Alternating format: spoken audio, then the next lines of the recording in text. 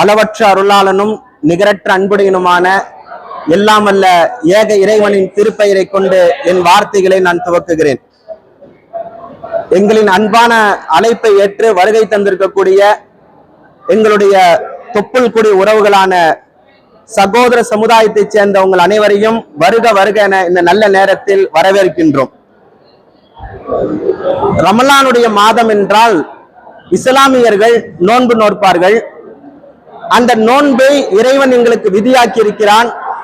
அதனுடைய நோக்கம் என்ன, எதற்காக நோன்பு எங்களுக்கு கடமையாக்கப்பட்டது என்றால், முதலில் நோன்பின் மூலமாக எங்களுடைய மனோ இச்சைகளை, மன ஆசைகளை கட்டுப்படுத்துகின்ற ஒரு பக்குவம் இந்த நோன்பின் மூலமாக வருகிறது. மதிய நேரம் ஒரு 3 மணி இருக்கும், கடுமையான பசி இருக்கும், அடிக்கிற வெயிலின் காரணமாக கடுமையான தாகம் இருக்கும்.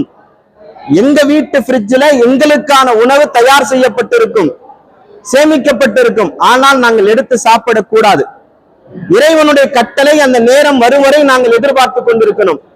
இதன் மூலமாக ஒரு பயிற்சி கிடைக்கிறது. அடுத்தவருடைய பொருளையோ அடுத்தவருடைய உணவையோ நாங்கள் தொடமாட்டோம் அப்படின்ற ஒரு பயிற்சி, அந்த மனக்கட்டுப்பாடு என்பது இந்த நோன்பின் மூலமாக வருகிறது. இரண்டாவது மிக முக்கியமான விஷயம், ஏழைகளினுடைய துயரங்களை இந்த நோன்பின் மூலமாக நம்மால் உணர முடியுது. ஏழைகள் பசிச்சிருக்கிறாங்க, அவங்களுக்கு தண்ணி இல்லை, அவங்களுக்கு சரியான ஆகாரம் இல்லை. அந்த விஷயத்தை நாம் உணர்கின்ற பொழுது அதற்கான ஒரு பயிற்சி இந்த நோன்பின் மூலமாக வருது. ஒரே ஒரு நிகழ்ச்சியை நான் சொல்லித் தருகிறேன். ஒரு பிளைட்ல ஒரு வயசான ஒரு பெண்மணி இறங்குறாங்க. அந்த விமான பெண்மணி, அங்க இருக்கக்கூடிய விமான பெண்மணிகள் இருப்பாங்கல்ல, ஏர் ஹோஸ்டர்ஸ், அவங்க அந்த வயதான மூதாட்டி இடத்துல கேட்கிறாங்க, உங்களுக்கு நான் ஏதாச்சும் உதவி செய்யட்டுமா, பத்திரமா கூட்டிட்டு போய் கீழே வர்றதுக்கு ஏற்பாடு செய்யட்டுமான்ட்டு. அப்ப அந்த அம்மா சொன்னாங்க, எனக்கு அதெல்லாம் எதுவும் வேணாம், வேற ஒரு உதவி இருக்கும், அது செய்ய முடியுமான்னு கேட்டாங்க. என்ன உதவி சொல்லுங்க. அதற்கு அந்த அம்மா சொன்னாங்க, இங்க பயணத்துல வரும்போது, விமான பயணத்துல வரும்போது நீங்க எல்லாருக்குமே உணவுகள் பரிமாறினீங்க. அதை எல்லாருமே முழுமையாக சாப்பிட்டு இருக்க மாட்டாங்க, எல்லாம் மிச்ச மீதி வச்சிருப்பாங்க. அதையெல்லாம் எனக்கு ஒரு பேக் பண்ணி எனக்கு ஒரு கிட்டு மாதிரி கொடுங்க அப்படின்னு சொல்லி கேட்டாங்க. வந்தது விமானத்துல மிச்ச மீதியை போய் இந்த வயசான அம்மா கேட்கறாங்களே அப்படின்னு சொல்லி அந்த விமான பெண்மணி அந்த அம்மாவை, வயதான மூதாட்டியை பாக்குறாங்க. அப்ப அந்த அம்மா சொன்னாங்க, நான் ஏன் உங்கள்கிட்ட இதை நான் கேட்கிறேன் அப்படின்னா, நான் இந்த விமான நிலையத்துல இறங்கி என் பகுதிக்கு நான் செல்லும் போகும் இடங்களில் எல்லாம் வலது பக்கமும் இடது பக்கமும் பரம ஏழைகள் இருக்கிறாங்க. அவர்கள் எல்லாம் இந்த உணவை பார்த்தது கூட கிடையாது.